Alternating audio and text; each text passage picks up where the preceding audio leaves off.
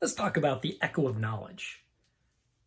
Learn to listen, listen to learn to teach, and teach to leave a legacy.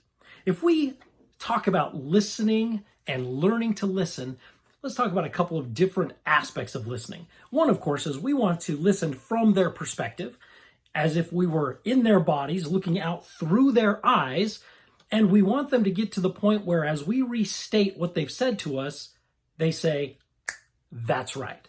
Now, if we can get them to say that's right, now we know that we're on the same page and we have understood them from their perspective.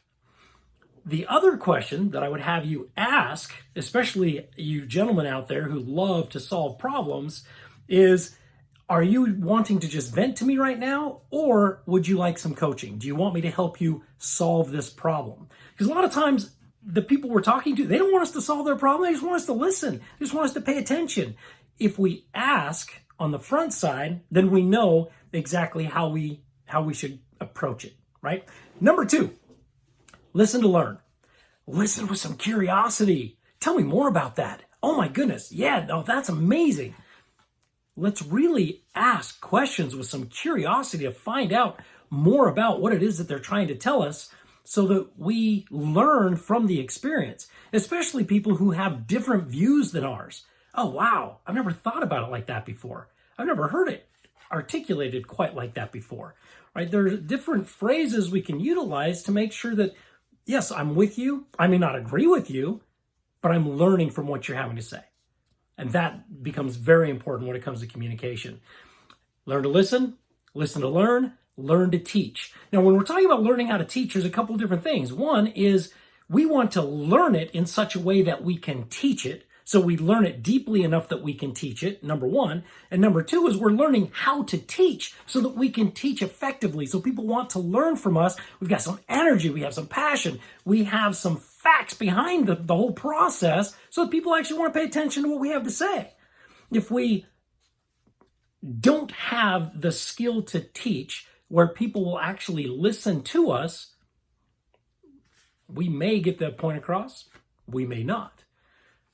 But if we've taken the time to learn how to teach, and meaning that we've learned it to a point where we can now teach it, people are more likely to listen to what we have to say. Learn to listen to learn to teach, and then teach to leave a legacy. One of my speaking mentors, Mr. Willie Jones, I'd get the speech written out and I'd send it to him for feedback.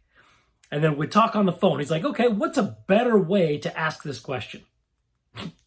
Dude, I don't know.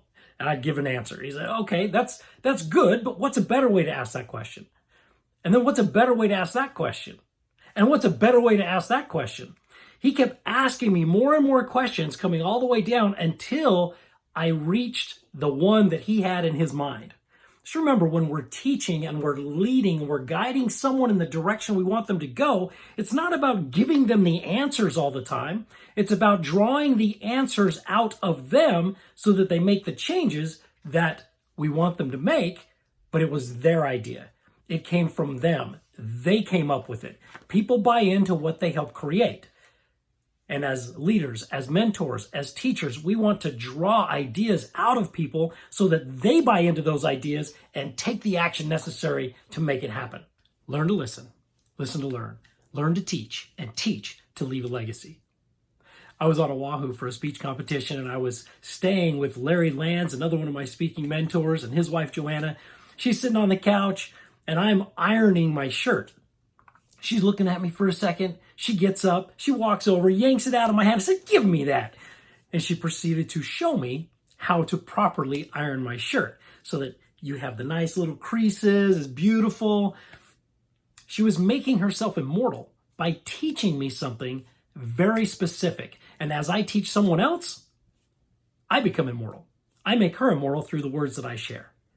Again, we want to learn to listen to learn to teach, and teach to leave a legacy. We'll see you again next time.